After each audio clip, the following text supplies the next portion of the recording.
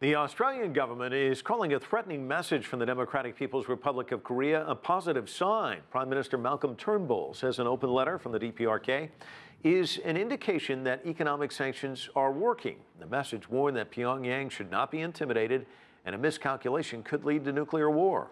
It also urged world leaders to end their relationships with U.S. President Donald Trump. Tom Collina is Director of Policy at the Ploughsares Fund, an organization that promotes the reduction and elimination of nuclear weapons. I asked him about this unprecedented diplomatic letter to Australia. Well, I think what you see is North Korea trying to find allies around the world and send out the message that this is a dangerous situation.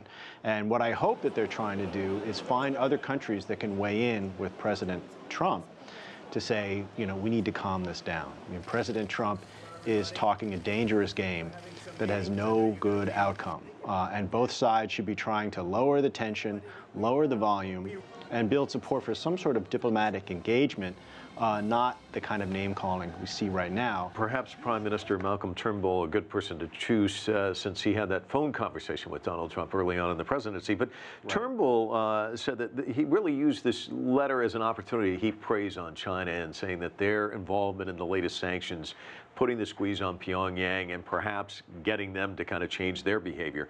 Do you think that's true in a sense? And what needs to happen to lower the temperature and actually bring both sides to the table and start talking? Because this seems to me, and I'd like to get your thoughts on this, but it seems to me it's a U.S.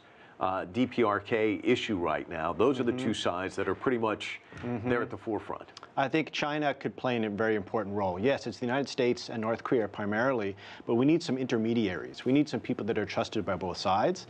And I think China is the closest you can get. Russia can play that role as well. And both of these countries need to step in and try to play kind of a peacemaker role, if you will. And they have. They've laid out a proposal.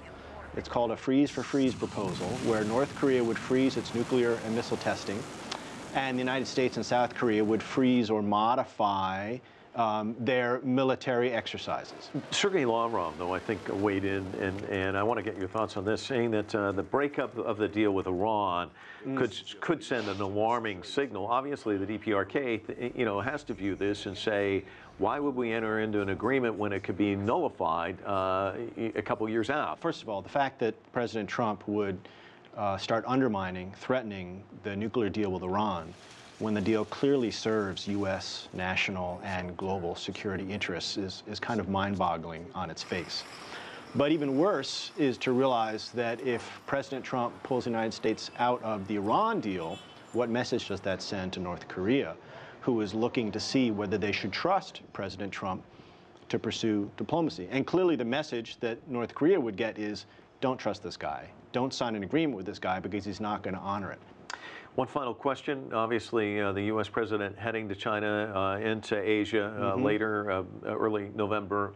Any sense that President Xi, sitting across from him, may be able to persuade him to revisit the freeze-for-freeze possibility, or perhaps come up with some other kind of solution? I certainly hope so. I mean, look, we need adult supervision like the Chinese to look at this and work with President Trump and say we have to get more creative, we have to get more positive, we have to get real here in talking with North Korea.